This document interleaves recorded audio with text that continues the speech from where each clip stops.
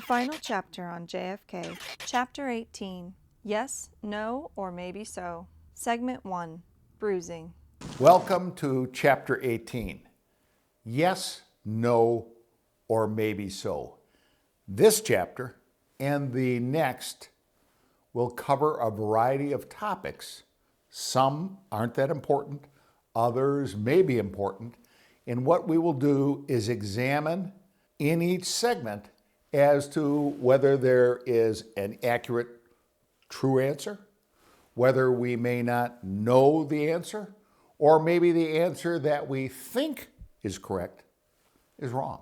This segment, segment 1, is bruising, and it relates to whether or not Lee Harvey Oswald actually shot the rifle and some evidence or proof to demonstrate that he hadn't, based upon lack of bruising to Oswald's shoulder. The Mannlicher Carcano rifle that Oswald fired has a metal butt or stock plate at the end, and it's very hard. And the reason for that is for soldiers, when they were marching and traveling and setting the gun down, the wooden stock would not break.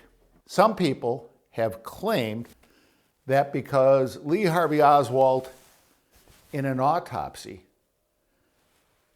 2 days after the Kennedy shooting, did not have bruising to his shoulder, proves that he didn't fire the Mannlicher Carcano rifle because the metal stock would have bumped up against his shoulder and created bruising.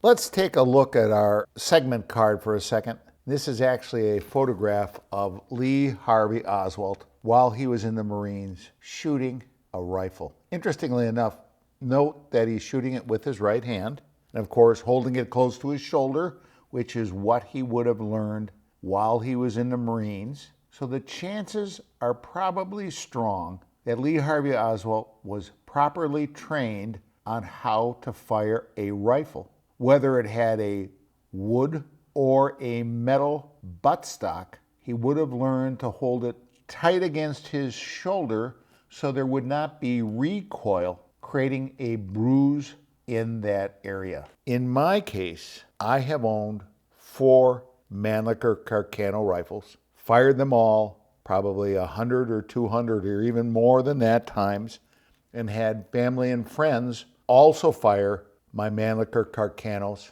No one ended up with a bruise to their shoulder.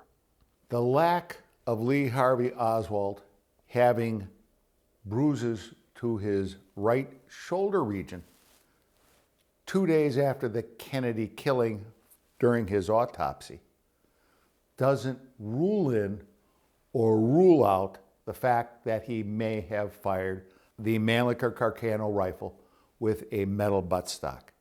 And the reason for that is most people are able to fire that weapon without any bruising at all. See you in the next segment.